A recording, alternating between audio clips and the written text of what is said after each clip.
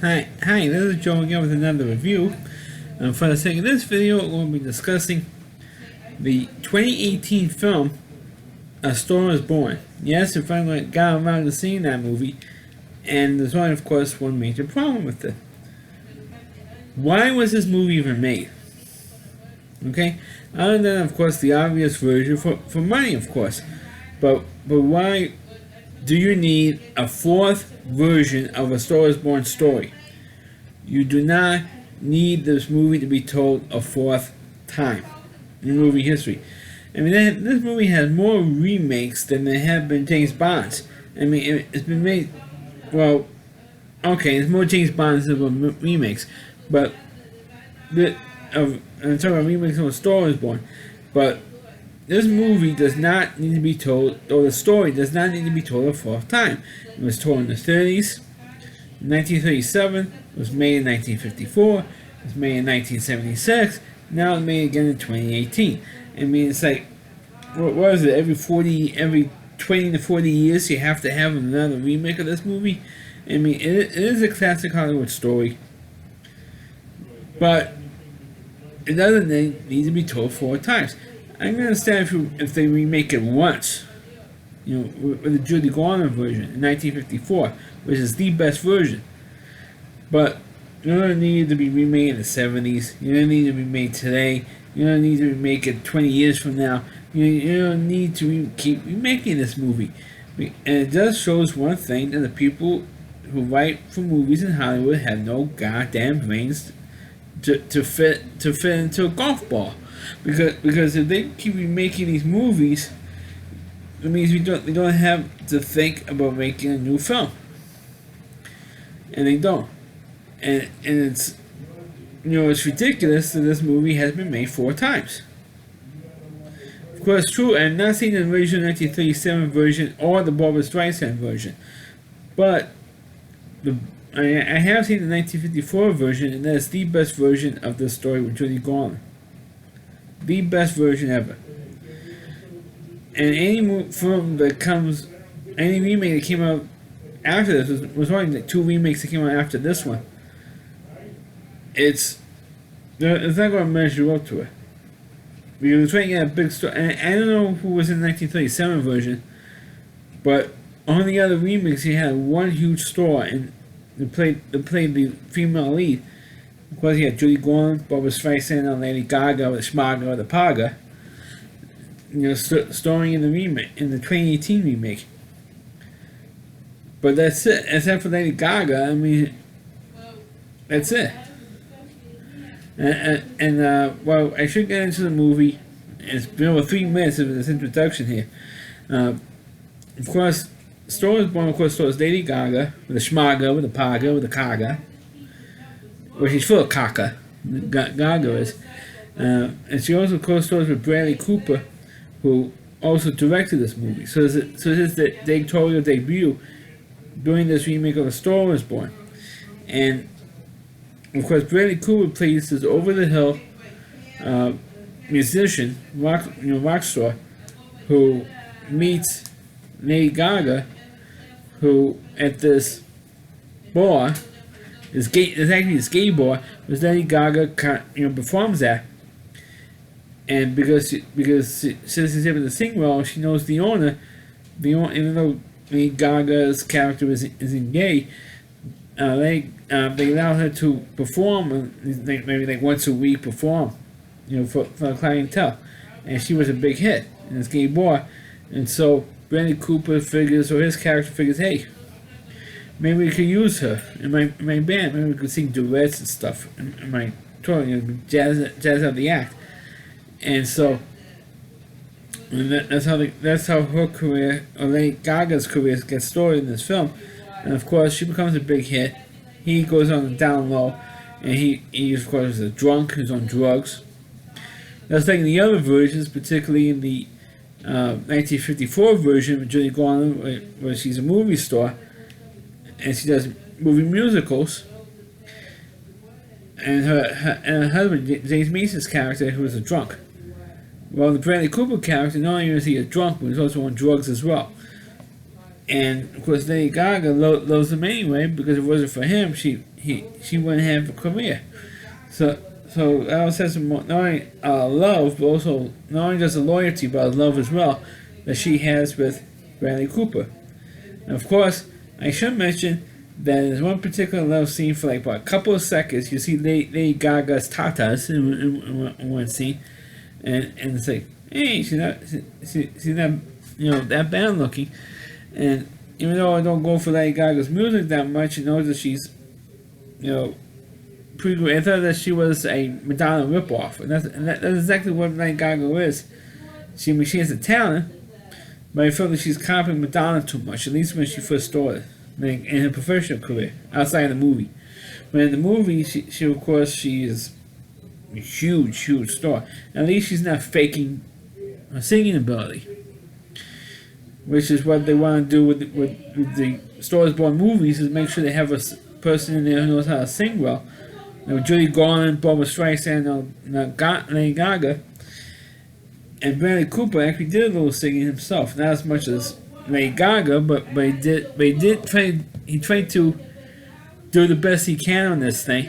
And I wish they would shut up so he could do this video and try to out yell them.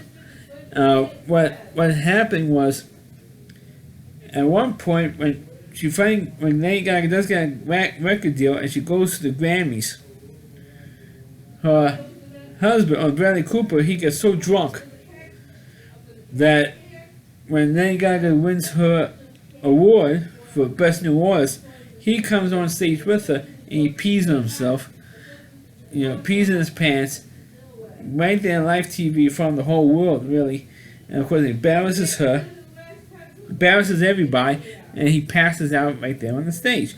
So of course, it was a whole big, huge deal. And after that, he does go into rehab, like James Mason did in the '54 version. He goes into rehab, and then he finally gets out, and Bradley Cooper decides, and to go on tour with his wife, so that it would, so that way he would have something to do. Because if he's stuck in the house, if he stays in the house and doesn't do anything, he will go nuts, or go back on the source. So some people said, and the record producer says to Bradley Cooper, "Look, it's not a good idea." And he says, "Why? Because you are stalling her career. You're hurting her career. You're behaving like this, like what you did in the Grammys. You know how hard. She had to stop performing for a while because to get rid of the embarrassment that you caused her at the Grammys. Because you really derailed her career at that point. And if you go with her on the tour, everybody will remember what you did at the Grammys, and concentrate on that, and not concentrate on her music and her performance. Concentrate on you instead of on her, because she's the star. She's the one people are coming to see, and you are going to ruin that. So, when the people around Gaga's character decides to try to talk her out of not having her husband there, she decides to cancel the whole European tour so he can stay with the husband. And meanwhile, Bradley Cooper finds out that she really didn't cancel the European tour, but just said so just for his benefit, so he could stay home and she would take care of him and stuff.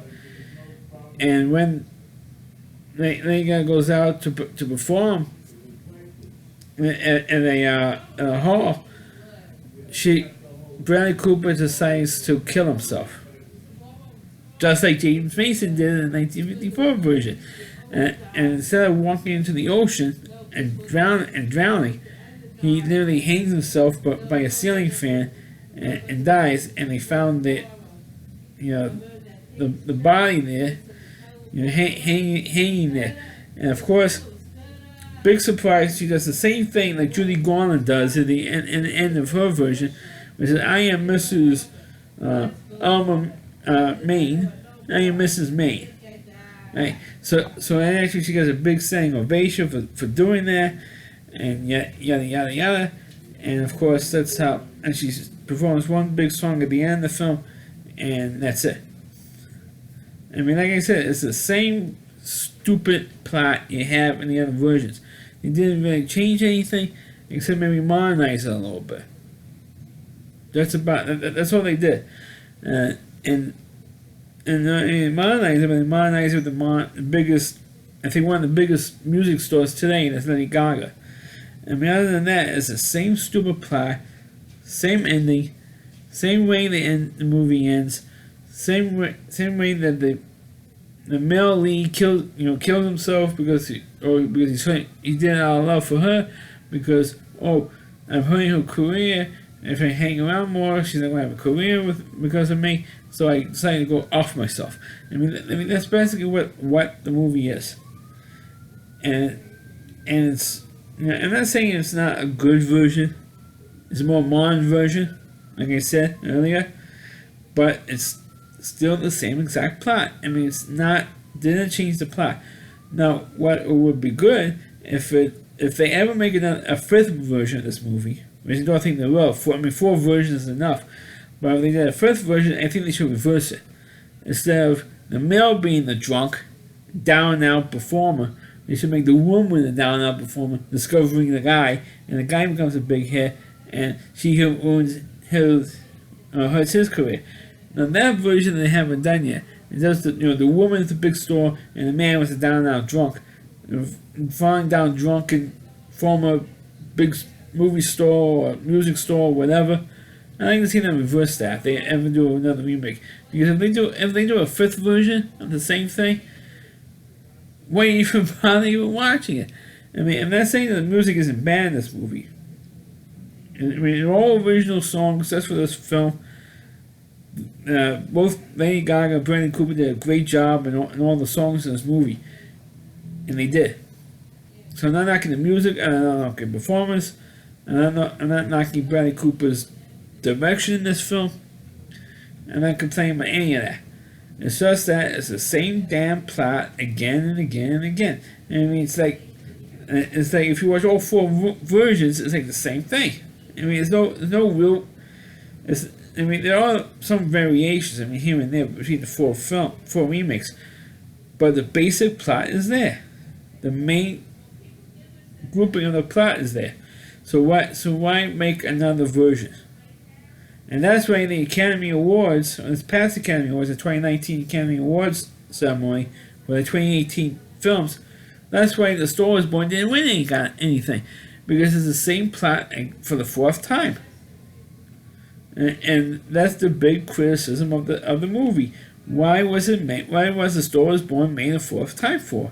Other than for money reasons, it should not have been made a 4th time, in my opinion. But other than one complaint of this film, and the complaint is the same plot for the 4th time, the performances were top notch.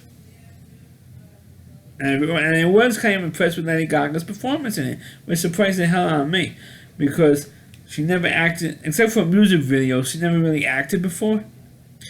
And of course, with her liberal politics, blasting down, President Trump, so I wasn't that. Excuse me here. I wasn't that impressed with Gaga that much, but I saw in this movie, and so she's not bad looking. B, she's a nice body. C, she's not a bad singer, and and all that stuff. I mean, performance-wise, she's great. Political-wise, I don't like her, but I mean, other than that, she gave a great performance. So did Bradley Cooper. I mean, it's ridiculous that Bradley Cooper's been nominated like 4 or 5 times for Best Actor or something, and he never won. And it's, he should have won for American Sniper or Silver Linings Playbook. Those were the 2 roles he should have won an Oscar for. But this one, he was good, but it's been done 3 other times. So that's why, this movie didn't really win anything in the Oscars because of that. So that's my review of the 2018 version of A Star Is Born. Please click on the video, please rate it. Please subscribe to my channel, please forward this video to your Facebook pages. You can check out all my reviews and on my YouTube channel, ValueC.com, that's called WDY, and ValueC.com, that's the homepage of the Value Reviewer. Chris Lee Moore, please check out all of his videos on his website. Thanks for watching, catch you next time.